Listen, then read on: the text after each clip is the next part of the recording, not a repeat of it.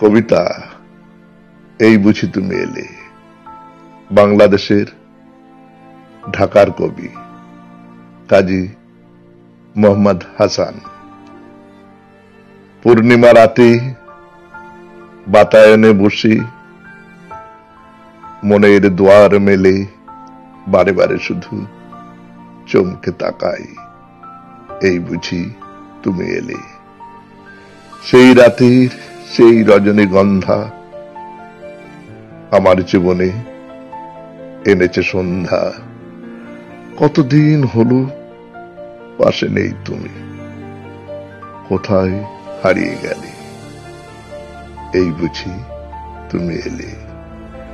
ভালোবাসো বলে ধরেছিলে হাত, দিয়েছিলে গলে মালা, কোথায় গেল শপথ তোমার,